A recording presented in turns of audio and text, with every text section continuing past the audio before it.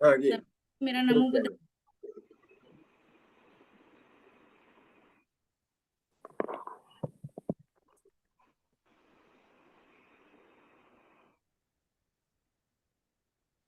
नमो तस्स भगवतो अरहतो सम्मा सम्बुद्धस्स। नमो तस्स भगवतो अरहतो सम्मा सम्बुद्धस्स। नमो तस्स भगवतो अरहतो सम्मा सम्बुद्धस्स। आज की इस धर्म सभा में हमारे भिक्षुजनों को और सभा में उपस्थित सभी जितने हमारे धर्म बंधु लोग यहाँ पर उपस्थित हैं, मैं सभी का यहाँ पर सभी लोगों का मैं आदर सम्मान करती हूँ। आज क्योंकि आषाढ़ी पूर्णिमा की मैं सभी लोगों को बहुत बहुत हार्दिक शुभकामनाएं देती हूँ। सभी लोगों को आषाढ़ी पूर्णिमा की बहुत बहुत शुभकामनाएं, सभी के लिए मंगल हो, ऐसी मैं यहाँ पर कामना करती हूँ। जैसा कि मेरा पहला का ये एक चैप्टर मेरा चल रहा था यहाँ पर, बुद्ध शासन की श्रेष्ठता, जिसको मैंने कुछ उसका अंश जो है पिछली बार आपके सामने रखा था इस धम्म सभा में, और वहीं पर मैं उसी में इसी को कड़ी को आगे बढ़ाते हुए जैसा मैंने समझा, पढ़ा और सीखा है वो सब आपके सामने आज की सभा में अपने यहाँ पर रखना चाहती हूँ। तो भगवान बुद्ध का जो शासन है, इसमें भगवान ने पिछली बार भी इस चीज को, जो शासन की जो श्रेष्ठता है, धर्म के शासन की जो श्रेष्ठता है, बहुत से लोग ऐसा समझते हैं कि बुद्ध का धर्म जो है वो केवल एक किताबी ज्ञान है या कुछ ऐसा जो दूसरों के द्वारा प्रीच्ड बताया जा रहा हो, ऐसा कुछ मानते हैं। तो उन लोगों के लिए मैं ये बताना चाहती हूँ कि बुद्ध का धर्म जो है वह सिर्फ एक किताबी ज्ञान नहीं है, ना ही किसी तरीके की किसी के द्वारा की गई कोई प्रीच है या किसी के द्वारा उपदेशित मात्र उपदेश है। बुद्ध का जो धर्म है वह एक जीवन है, जीवन जीने की, जीवन को किस तरीके से श्रेष्ठ बनाया जाए, वो एक मार्ग है, वो एक रास्ता है जिस पर चल करके हम सब अपने द्वारा जाने या अनजाने में किए गए किसी भी तरीके के गलत कर्म, उनको कहीं ना कहीं पर उनसे मुक्ति पा सकते हैं, उनसे छुटकारा पा सकते हैं, या फिर अपने द्वारा चाहे अविद्यावश हो या जानबूझ के किए जा रहे हो, जो हमारे गलत कर्म है, अकुशल कर्म है, उनको कम करके, कहते हैं ना कि कुछ अगर एक आप नहीं कुछ गलत चीज को आप अगर नहीं कम कर सकते हैं या छुपा नहीं सकते हैं, उसको खत्म नहीं कर सकते हैं, तो उसके आगे एक बड़ी लकीर ऐसी खींच दीजिए कि वो जो छोटी चीज है वो अपने आप बहुत छोटी हो जाए। तो अपने द्वारा किए गए जो गलत काम है उनको हम, जो हो गया सो हो गया, उसको हम खत्म नहीं कर सकते हैं, लेकिन आने वाले भविष्य को इस तरीके से निर्मित करें कि वो जो हमारे पिछले कर्म है वो हाइड होके रह जाए, फिर उनको आगे कोई कुछ कह नहीं सकेगा। तो बुद्ध का धर्म जो है वो हमको यही शिक्षा देता है, इस तरीके से आगे चलने की, आगे बढ़ने की, किस तरीके से अपने जीवन को हम श्रेष्ठ बना सकते हैं, अपने द्वारा किए गए गलत कामों को हम हाइड कर सकते हैं, या ये कहें कि अपने को किस तरीके से हम श्रेष्ठ कर सकते हैं, अपने को किस तरीके से हम ऊंचा साबित कर सकते हैं, ये चीज हमको बुद्ध का धर्म जो है वो सिखाता है। तो this is not only preachings, this is a way of life. How can we get it from the all, जितनी हमारी भी अंदर की बुराइयां हैं उनसे हम कैसे उनसे मुक्ति पा सकते हैं, वो उससे मुक्ति पाने का एक माध्यम है, एक रास्ता है, जिस पर कि चल करके क्या हम समझते हैं कि हमारे भिक्षुजन क्या चीवर पहन लेना मात्र बुद्ध के धम्म में के शासन में किसी तरीके से हमको श्रेष्ठ साबित करने का एक माध्यम मिल जाता है, एक मौका मिल जाता है। चाहे हम चीवर पहन लें, चाहे हम श्वेत वस्त्र धारण कर लें, चाहे हम आम उपासक की तरह रहें, ये कोई भी चीजें बुद्ध के धम्म में किसी तरीके की बाध्यता ये नहीं है। और न ही श्रेष्ठता साबित करने का किसी भी तरीके से ये कोई माध्यम है। बुद्ध के धम्म में श्रेष्ठता साबित करने का माध्यम सिर्फ और सिर्फ आप स्वयं है, सिर्फ और सिर्फ आपका आचरण है, सिर्फ और सिर्फ आपकी वाणी है, सिर्फ और सिर्फ आपके विचार हैं। तो इस तरीके से बुद्ध का जो धम्म है वो किसी भी तरीके के आडंबर, पाखंड या तो या हम ये कह लें कि जो शो ऑफ किसी के द्वारा कि इस तरीके की पूजा पद्धति या इस तरीके से रहने सहने का ढंग, या कह लें कि इस तरीके से जो किसी विशेष स्थानों पर जाने के द्वारा हम जो ये कहते हैं ना कि किसी तीर्थ स्थान पर जाकर के हम अपने आप को बहुत श्रेष्ठ साबित कर सकते हैं, या किसी तीर्थ स्थान पे जाकर के हम ये सोचे कि हमारे पाप पुण्य में कन्वर्ट हो जाएंगे या हमें किसी तरीके की मुक्ति मिल जाएगी। तो ये सब कुछ यहाँ पर नहीं है। ये हमारे मन से, अपने मन से इन भावों को हमें मिटाना होगा कि किसी भी तरीके से हम चाहे बोध गया चले जाएं, चाहे हम लुम्बिनी चले जाएं, चाहे हम वैशाली चले जाएं, कपिल वस्तु चले जाएं, मतलब कि मैं सिर्फ वो प्लेसेस यहाँ पर बता रही हूँ जो भगवान बुद्ध के स्थली रहे हैं, जहां पर भगवान बुद्ध ने अपने ज्ञान प्राप्त किया, जन्म प्राप्त किया, मतलब जिनको हम एक तीर्थ स्थान के रूप में जानते हैं।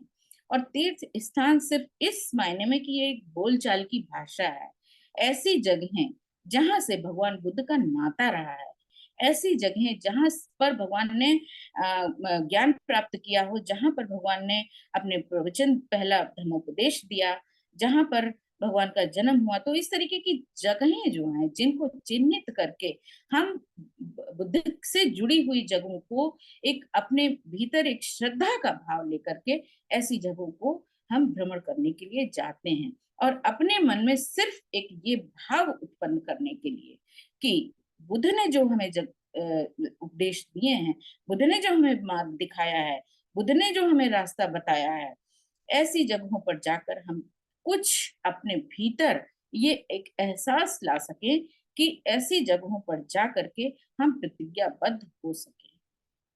सिर्फ जहां तक मैं समझ सकी हूं तो ऐसी जगहों पर जाने का हमारा सिर्फ यही उद्देश्य है। श्रद्धा बहुत बड़ी चीज है। श्रद्धा का भाव जब आपके अंदर है तभी आप किसी चीज का पालन कर पाएंगे। तो श्रद्धा तो बहुत जरूरी है, और जब ऐसे स्थानों के प्रति हमारे भीतर जो श्रद्धा का भाव है, वो श्रद्धा का भाव इस उद्देश्य के साथ होना चाहिए कि इस ऐसे जगहों पर जाकर बुद्ध के धम्म के, बुद्ध के शासन में हम पूरी निष्ठा और पूरे कर्तव्य, अपनी पूरी पूरी 100% अपनी जो भीतर की एक श्रद्धा है, सच्चे विचारों के साथ हम आपके बताए मार्गों पर हम चलने का प्रयास करेंगे और खरे उतर सकेंगे। अब मुक्ति आपको चाहिए, किसी और को नहीं चाहिए। मुक्ति का मार्ग आप देख रहे हैं, मुक्ति के लिए प्रयास आप कर रहे हैं, कोई दूसरा नहीं कर रहा है। आप अपने आप को मुक्त कर सकते हैं, किसी दूसरे को नहीं कर सकते हैं। भगवान ने कहा है कि मैं सिर्फ मुक्ति का मार्ग बता सकता हूं आपको, जिस पर चल करके मुक्त आपको होना है। मैं मुक्त करने वाला कोई नहीं हूं, ना मैं कोई ईश्वर हूं, ना मैं कोई गॉड हूं, ना अल्लाह, ना देवता, नथिंग। मैं कुछ भी नहीं हूं। जो कुछ है वो आप हैं। भगवान ने तो सबको कहा है कि बुद्ध आप भी बन सकते हैं।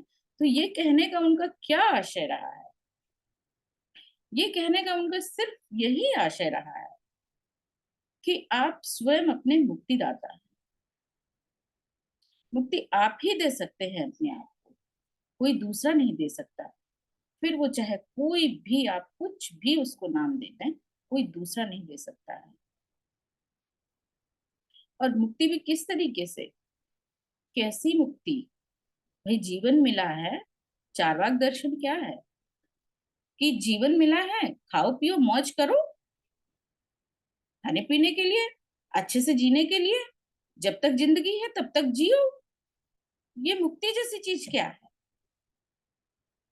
ये श्रद्धा जैसी चीज क्या है? ये निर्वाण क्या है? अरहत क्या है? What is this? नथिंग। तो जो लोग इस भ्रम में जीते हैं कि जीवन मिला है तो सिर्फ खाओ पियो मौज करो और कुछ नहीं, तो उस उन्हीं को भगवान ने फिर ये कहा कि मुक्ति किस चीज से चाहिए? मुक्ति हमें चाहिए अपने बुरे विचारों से चाहिए। मुक्ति हमें चाहिए अपने बुरे कर्मों से चाहिए। मुक्ति हमें चाहिए हमारे भीतर 24 घंटे ये जो एक कोलाहल मचा हुआ है, ये जो विचार उठते गिरते रहते हैं हर पल 24 घंटे, उनमें कुछ कंस्ट्रक्टिव विचार होते हैं, उनमें कुछ डिस्ट्रक्टिव विचार होते हैं, उनमें कुछ ऐसे विचार होते हैं कि वो दुनिया तक तबाह कर सकते हैं। और इन्हीं विचारों की देन है एटॉम बम का निर्माण हुआ। इन्हीं विचारों की देन है कि हाइड्रोजन बॉम्ब और किस किस तरह के बॉम्ब्स जो है निर्माण हुए हैं, ये सब इन्हीं विचारों की तो देन है। और इन्हीं विचारों की देन है कि कितने सारे जो हमारे साइंटिस्ट हैं, उन्होंने इस देश को, इस दुनिया को बहुत से रोगों से बचाने के लिए, वायरस से, बैक्टीरिया से बचाने के लिए कितने मेडिसिन का निर्माण किया। इन्हीं विचारों की देन है कि उन्होंने कितने सारे मतलब जो वैक्सीन हैं उनका निर्माण किया है, जिसकी वजह से आज हम सब लोगों की जो जिंदगी है वो कुछ हद तक सेफ हो सकी है।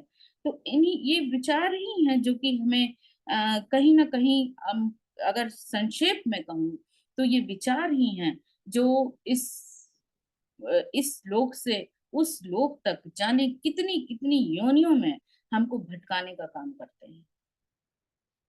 और कोई नहीं करता है, ये विचार ही। क्योंकि कर्मों की जो प्रथम श्रेणी है, जहां से कर्म जनरेट होते हैं, उनकी पहली सीढ़ी जो है वो विचार ही है। जैसा विचार आपके भीतर आएगा, उसी के अनुसार आपके कर्म जनरेट हो जाएंगे।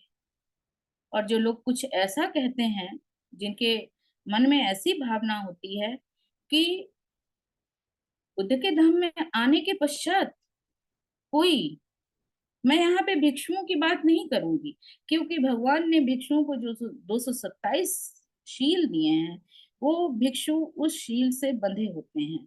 लेकिन उपासकों के लिए भगवान ने टिट फॉर टैट इसका मंत्र उन्होंने दिया है। क्यों? क्योंकि ये संसार फिर कैसे चलेगा, ये दुनिया कैसे चलेगी? भगवान ने सबको ये चीज नहीं कही है। भगवान ने ना तो विशाखा जो कि इतना दान देती थी, उसने चीवर पहनने की, वो सॉरी, संघ में सम्मिलित होकर के चीवर धारण करने के लिए भगवान से अनुनय विनय की थी। लेकिन अनाथ पिंडक उन्होंने, लेकिन भगवान ने मना कर दिया था। उन्होंने कहा कि नहीं, अगर उपासक ही नहीं रहेंगे तो ये संघ कैसे चलेगा? क्योंकि ये संघ, ये जो जीव है इस धरती पर, चाहे वो जीव किसी भी रूप में क्यों ना हो, उसको भोजन की आवश्यकता होती है। इस शरीर को चलायमान करने के लिए जो ऊर्जा की आवश्यकता होती है, वो भोजन से मिलती है। और चूंकि जो भिक्षु जन है, वो अपने तपस्या कह लें या हम धर्म साधना कह लें, जब उसमें लगे हुए हैं, लोगों को उपदेशित करने में लगे हुए हैं, और फिर भगवान ने जो संघ में सम्मिलित होते हैं, वे संघ में तभी सम्मिलित होते हैं जब वो अपना सब कुछ त्याग कराते हैं।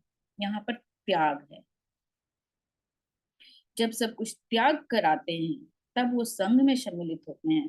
तो फिर जो त्यागी मनुष्य है या जो जन संघ में सम्मिलित हो गया है, तो वो फिर भोजन आदि इन सब चीजों की, मतलब संग्रहित करने की चीज को से फिर वो मुक्त हो जाता है। यहीं पर एक छोटी सी कथा है कि इस तरीके से है कि एक बार कुछ भिक्षु थे जो कि जब वो अपना भोजन दान के लिए जाते थे, तो भोजन दान जब कर चुके, तो वहीं पर उन्होंने को भोजन में कुछ नमक की कमी महसूस हुई, तो उन्होंने नमक उपासक से मांगा, और एक भिक्षु ने उसमें से उस नमक को थोड़ा सा ले करके अपने पास पुड़िया में करके रख लिया, और फिर अपने जहां पर भी वो आश्रय उन्होंने ले रखा था वहां पर गए। फिर दूसरे दिन जब वो भिक्षु अपने भोजन के लिए, जब भोजन का टाइम हुआ, और फिर वो जब भोजन के टाइम पर जाने के लिए हुए, तो दूसरे जो जो भिक्षु नमक जिसने संग्रहित किया था, उसने अपने छप्पर में से उस पुड़िया को निकाला और दूसरे भिक्षु से बोला कि चलिए, हो सकता है इसकी जरूरत पड़ जाएगी।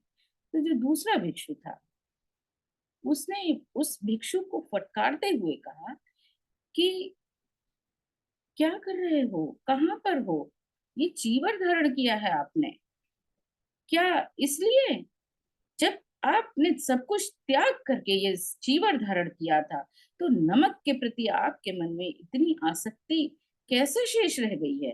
नमक में आसक्ति है आपकी क्या? जब त्याग किया है हमने, जब भिक्षु चीवर पहन रहा है, तो ना तो उसकी आसक्ति किसी रस में रह जाती है, ना तो किसी स्वाद में रह जाती है, ना तो किसी गंध में रह जाती है, ना तो किसी शब्दों में रह जाती है, ना ही उसके कि कर्ण में किस तरीके का प्रिय संवाद सुनाई दे रहा है, उसमें रह जाती है। तो ये जो इंद्रियों के प्रति हमारी आसक्ति है, उसको त्याग कर हमने जीवन धारण किया है, उसको त्याग कर हम संग में आए हैं, तो फिर आप ये छोटी सी चीज नमक को संग्रहित करने की बात कैसे कह रहे हैं? उस भिक्षु ने फिर माफी मांगी, और फिर वो कुछ ही दिनों में फिर वो अरहत हो गया। तो ये तो सिर्फ एक भिक्षुओं के लिए मैंने ये बात यहाँ पर कही है, लेकिन उपासकों को भगवान ने अनाथ पिंडक को कभी भी इस चीज के लिए नहीं मना किया कि तुम व्यापार नहीं करोगे। राजा को कभी मना नहीं किया कि आप युद्ध नहीं करेंगे। किसी भी उपासक को हो ये चीज उन्होंने, क्योंकि जिससे हमारा ये समाज चलायमान है, जिस चीज से, तो समाज को चलने वाली व्यवस्था के लिए भगवान ने कभी भी कोई रोक नहीं लगाई है उसको। तो ये चीज जो लोग कहते हैं कि बुद्ध के धर्म में आ जाने से कोई व्यक्ति गलत नहीं बोल सकता है, कोई व्यक्ति बुरा नहीं बोल सकता है, कोई व्यक्ति किसी भी तरीके का हिंसा नहीं कर सकता है, कोई व्यक्ति किसी भी तरीके से उच्च आवाज, ऊंची आवाज में बात नहीं कर सकता है, अनर्गल बात नहीं कर सकता। ठीक है, ऑल इज राइट, सब कुछ सही है।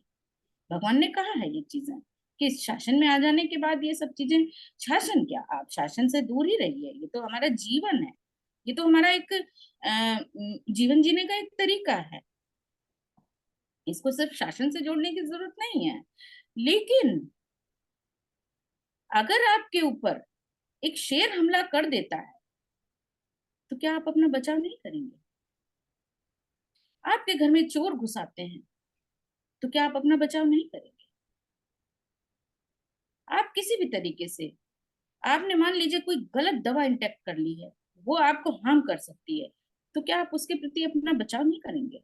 उससे, उस दवा, जो गलत दवा इंजेक्ट हो गई है आपके अंदर, आपने इंटेक कर ली है, उसका कोई एंटीडोज लेने की कोशिश नहीं करेंगे, डॉक्टर के पास नहीं जाएंगे। आप बीमार हो गए हैं, तो क्या आप अपने आप को स्वस्थ होने की कोशिश नहीं करेंगे?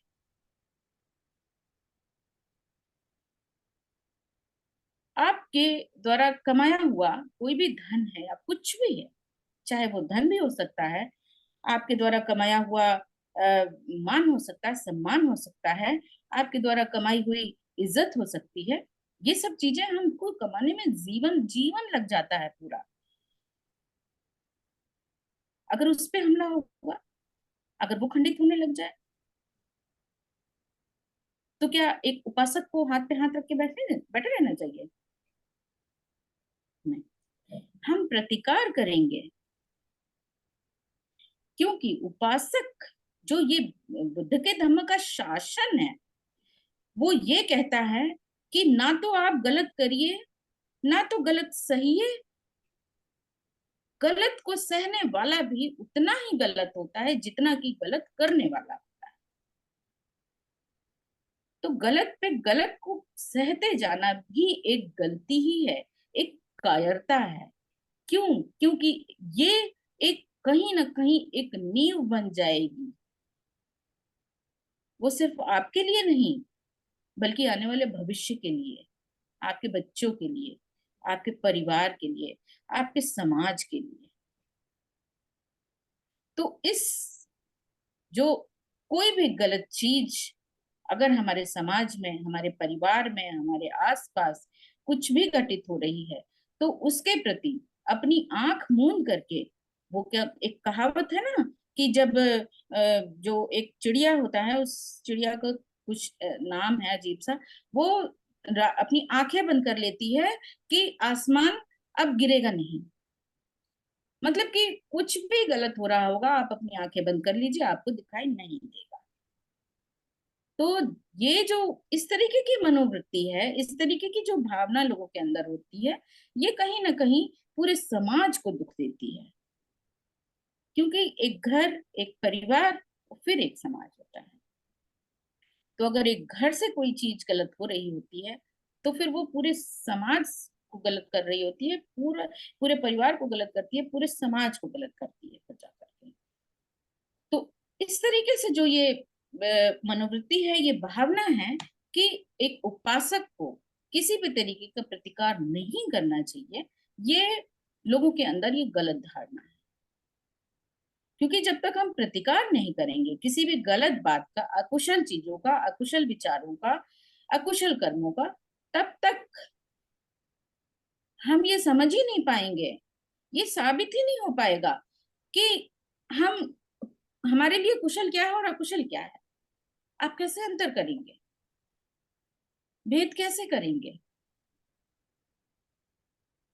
हो सकता है कि हिंसा करना पहले के समय में, जैसे कि जो कबीलाई व्यवस्था होती थी, तो कबीलाई व्यवस्था में क्या होता था कि जो मतलब तब तो खेती बाड़ी ऐसी चीजें वो लोग नहीं करते थे, तो उनका जो जीवन यापन होता था, हिंसा करते थे वो, और किसी दूसरे कबीले के लोगों से कुछ सामान चोरी कर लेते थे, और दूसरे कबीले के जानवर चोरी कर लिए, या इस तरीके से मतलब हिंसा करना, चोरी करना। और उनको कुछ अगर कुछ लोगों को पता चला तो अपशब्दों के द्वारा अपने आप को डिफेंस करना। तो इस तरीके के जो ये कर्म होते थे, वो कुछ परिस्थितियां के अनुसार होते थे। लेकिन उसी चीज को भगवान ने फिर यहाँ पर कहा कि पाणातिपाता, मुसावादा, आत्मनाना, ये जो पंचशील भगवान ने दिए हैं, इन पंचशीलों का पालन करते हुए आप पालन कब कर पाएंगे? जब आपको ये एहसास होगा कि सही क्या है और गलत क्या है। किसी की चीज को बिना दिए हुए ही, लोग तो ऐसे ही सड़क में अक्सर ये चीज हम लोग देखते हैं कि कोई सड़क पे चल रहा है और चलते चलते उसने देखा कि मतलब ठेले पर कुछ सामान बिक रहा है, तो अपना हाथ मारा और मूंगफली उठा करके खाने लग गए, ले लिया। अब भाई दुकान वाले ने देखा, उसकी नजर गई, नहीं गई कोई बात नहीं, जब नजर गई तो उसने टोका, मना किया। लेकिन बहुत से लोगों की ये प्रवृत्ति होती है कि बिना दिए ही किसी की भी कोई भी चीज ऐसे ही चलो हाथ मार दिया, उठा लिया, ले लिया। तो ऐसा क्यों करते हैं लोग? क्योंकि उनको सही और गलत का फर्क ही नहीं मालूम है। वो तो हर चीज को अपनी जागीर समझते हैं। वो तो समझते हैं कि जो चीज है वो उठा लो, ले लो, खा लो, क्या फर्क पड़ता है। तो आदि न दाना जो भगवान ने कहा है कि बिना दिए हुए किसी की चीज को भी ले लेना चोरी है। बिना किसी की सहमति के आप कोई काम कर रहे हैं, उसके घर में कर रहे हैं, वो भी चोरी है। बिना किसी के द्वारा सहमति के, बिना किसी के द्वारा बताए आप उसके उसके लिए कोई गलत शब्द बोल रहे हैं, या इस भाव में कह लें कि उसकी कोई भी चीज आप इस्तेमाल कर रहे हैं, तो वो भी भगवान ने कहा कि चोरी है। यहीं पर एक इस चोरी जैसे सेंस में एक भिक्षु होता है, वो रास्ते में जा रहा होता है। तो भिक्षु जब रास्ते से जा रहा होता है, तो एक सरोवर होता है, उसके किनारे काफी अच्छे से फूल खिले होते हैं, बहुत सुगंधित फूल होते हैं। तो जब वो भिक्षु जा रहा होता है, उसने फिर रास्ते में जाते जाते उसको वो जो खुशबू होती है वो सूंघने को मिलती है। तो वो मतलब सूंघता हुआ जाता है, तो तभी उधर से आवाज आती है कि आप चोर हैं। तो वो इधर उधर देखता है थोड़ा रुक करके, कहीं कोई नहीं है, तो उसको ये लगता है कि अच्छा किसी को कह रहा होगा, कोई होगा। फिर वो उसी खुशबू को लेते हुए मस्ती से जा रहा होता है, तो फिर उसको आवाज आती है कि आप चोर हैं।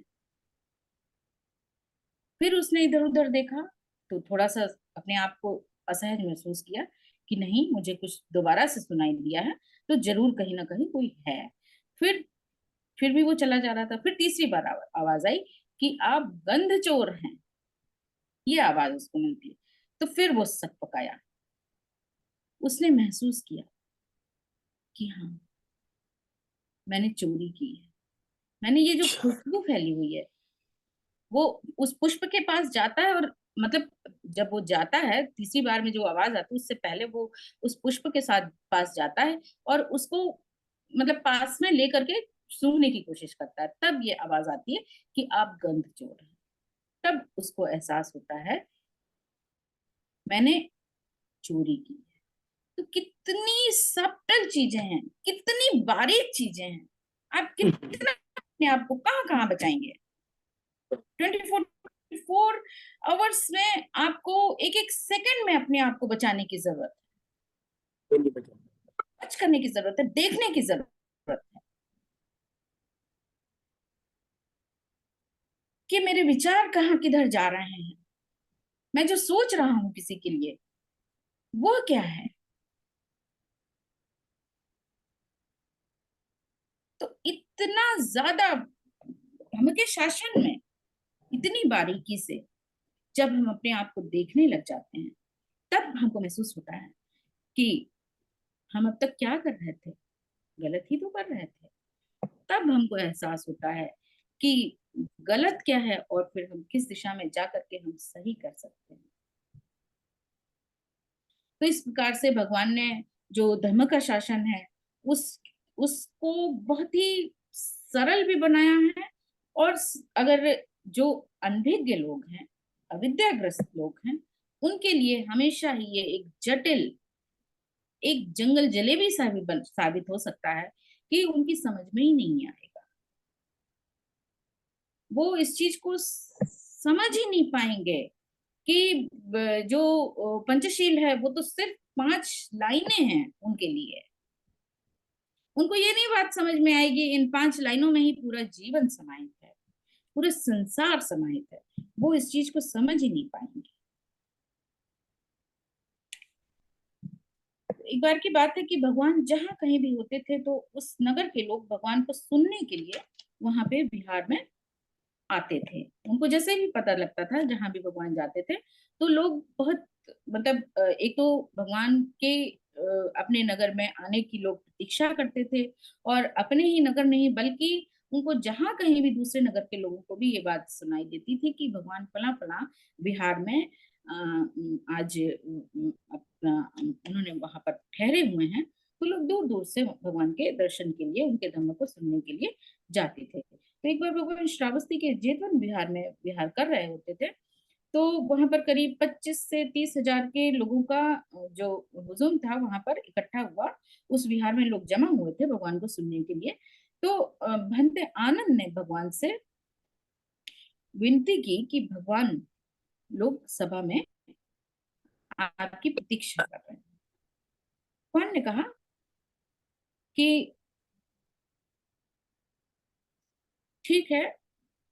तो आनंद ने जब भगवान से कहा कि लोग आपकी प्रतीक्षा कर रहे हैं, तो भगवान ने कहा कि ठीक है, आज कुछ समय थोड़ा सा, तो उन्होंने थोड़ा टाल मटोल मतलब की और वहां पर उपस्थित नहीं हुए। फिर दूसरे दिन क्या हुआ कि दूसरे दिन फिर वहां पर लोग उपस्थित हुए, और जितने पहली बार जो लोग आए हुए थे उससे कुछ कम लोग आए। तो उस दिन भी भगवान ने देखा, और सभा में लोगों को देख करके फिर भगवान सभा में को संबोधित करने के लिए नहीं गए। फिर तीसरे दिन भी इस तरीके से 3 दिन, 4 दिन, 5 दिन बीतते गए, और भगवान ने सभा को संबोधित नहीं किया। भगवान सभा को देखते और फिर वापस चले जाते थे। तो फिर वहां पर जब 5-6 दिन बीत गए, तो फिर कुछ लोग, मतलब करीब 100-200 लोग ही वहां पर उपस्थित हुए, और फिर तब भगवान आए और सभा को उन्होंने उपदेशित किया। तो भंते आनंद ने जिज्ञासावश भगवान से पूछा कि भगवान, इतनी बड़ी विशाल सभा थी, जब 20-25 हजार आदमी उपस्थित थे, 30 हजार आदमी उपस्थित थे, तब आपने सभा को संबोधित नहीं किया, लेकिन आज जो केवल 100-200 लोग ही हैं, तब आप सभा को संबोधित कर रहे हैं। तो ऐसा ऐसा क्यों किया भगवान आपने?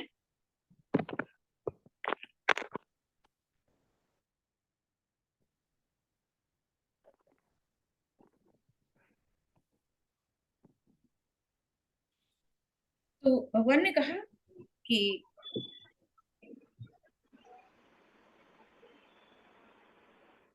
तो भगवान बोले कि आनंद, जो ये 20-25 हजार लोगों की जो भीड़ थी, वो सिर्फ एक भीड़ थी, वो लोगों की भीड़ थी।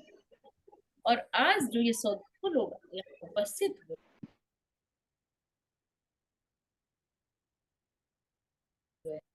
हैं, ये उस भीड़ में भी थे, उपस्थित थे, और आज भी।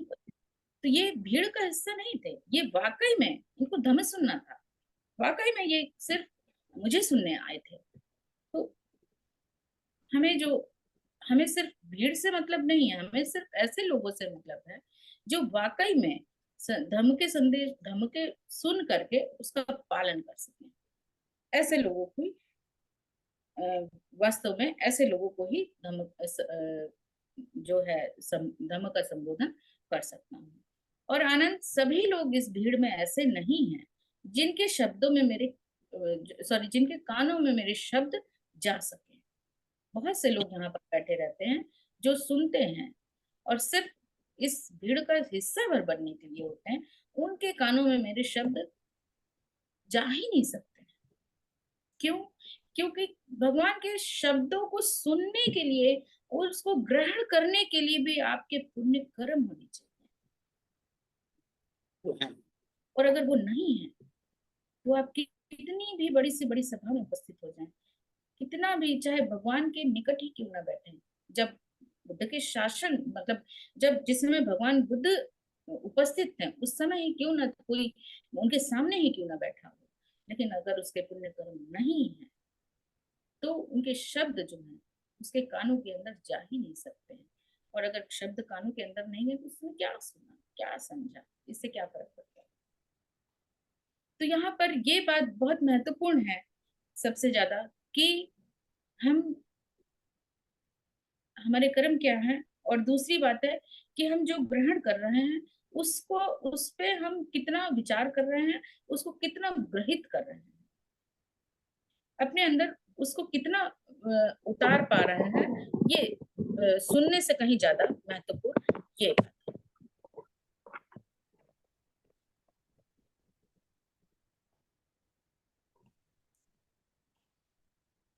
बुद्ध का शासन या जो धम्म है, इन अर्थों में एक तरीके से हम ये भी कह लें कि एक आविष्कार है, एक खोज है। क्योंकि ये जो पृथ्वी पर जो ये मानवीय जीवन की स्थिति है, इसका जो गंभीर अध्ययन भगवान बुद्ध ने ही किया है। और उसी का उस जो 6 साल तक की जो उन्होंने कठिन तपस्या की है, ये तो सिर्फ उनके इस जो गौतम बुद्ध का जो जीवन ये वाला पीरियड हुआ है बुद्ध काल, उस पीरियड में की बात है। उससे तो जाने कितने कल्पों पहले से वो भिक्षु सुमेध के टाइम से वो तपस्यारत रहे हैं, अपनी पारमिताओं को पूरा करते आए हैं।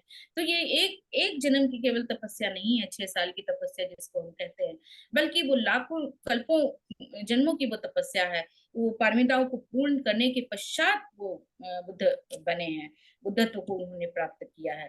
तो ये कल्पों कल्पों पीरियड की जो ये टाइम पीरियड का ये रहा है, वो उनका अध्ययन रहा है। उस अध्ययन के बिना पर उन्होंने जब बुद्धत्व को प्राप्त किया है, तब फिर उन्होंने धर्मोपदेश दिया है। और वो धर्मोपदेश जो गौतम बुद्ध के पीरियड का रहा है, वही धर्मोपदेश सभी बुद्धों का रहा है।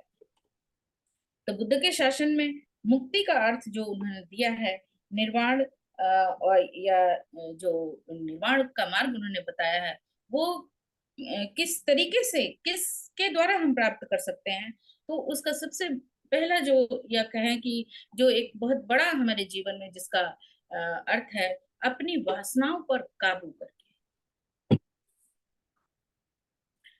ये वासनाएं जिसके हम गुलाम होते हैं, और फिर वो वासनाएं जो हैं, वो आपकी जितनी भी इंद्रियां, पांचों इंद्रियों के प्रति हो सकती है। वो चाहे काम राग हो, चाहे रस राग हो, चाहे श्रोत हो, चाहे चक्षु विज्ञान के द्वारा हो। तो ये जितनी हमारी पांचों इंद्रियां हैं, उनके प्रति जो हमारी, जो ये वासना या तृष्णा का है, उस पर नियंत्रण करके ही हम एक तरीके से निर्वाण को प्राप्त कर सकते हैं। तो बहुत से लोगों के माइंड में ये भी बात रहती है कि जो, इससे पहले भी मैं कह चुकी हूँ कि ये जो खाओ पियो वाली एक भावना है लोगों के अंदर, कि इस जीवन को में अगर आनंद ही नहीं है, इस जीवन में अगर सुख ही नहीं है, तो इस जीवन का क्या अर्थ है। अरे क्या वासनाओं के अधीन होकर के, क्या अपनी तृष्णा के अधीन होकर के ही हमको सुख प्राप्त हो सकता है? एक ही दिशा में हम क्यों देखते हैं? सच बोल करके, किसी की जीवन बचा करके कैसा सुख मिलता है, इसको भी तो अनुभूत किया जा सकता है। किसी की तकलीफ में काम आ, किसी को कुछ दे करके, किसी की जरूरत पे काम आ करके, क्या सुख का अनुभव नहीं किया जा सकता है?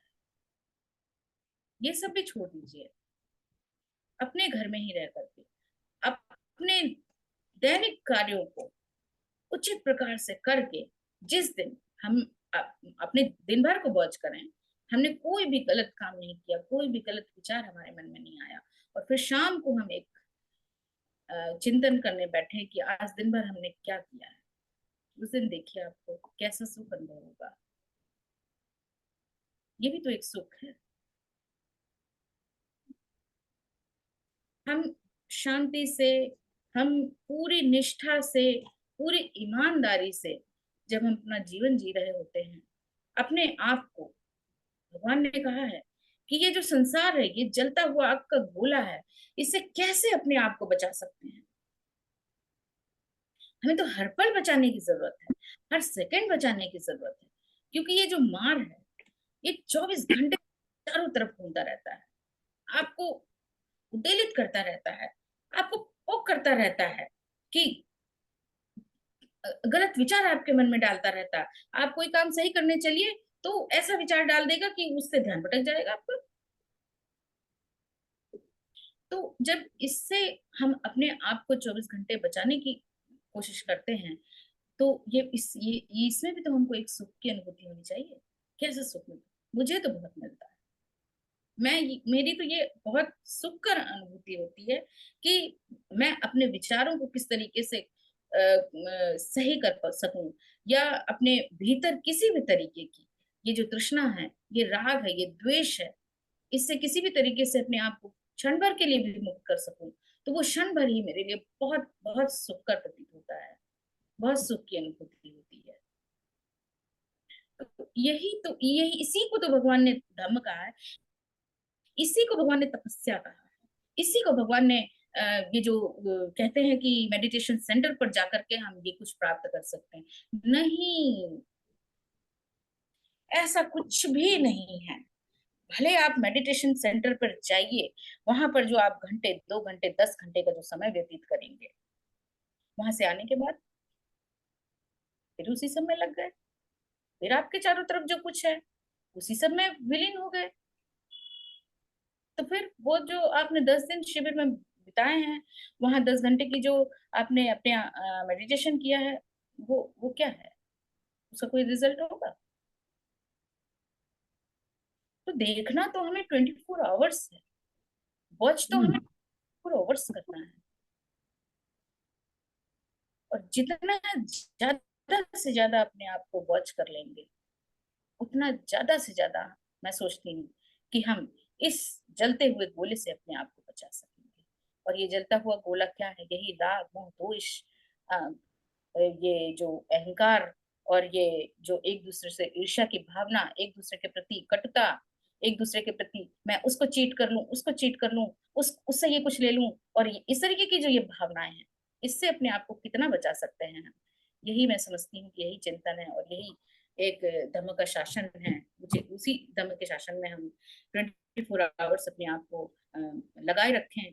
तो यही मैं समझती हूँ कि भगवान बुद्ध के प्रति हमारी सच्ची श्रद्धा होगी, और भगवान ने जो कुछ भी हमें प्रीच किया, जो कुछ भी हमें संदेश दे करके गए, अगर उसके प्रति में हमारे मन में थोड़ी सी भी श्रद्धा है, तो अपने आप को ही देखना हमारा पहला फर्ज है।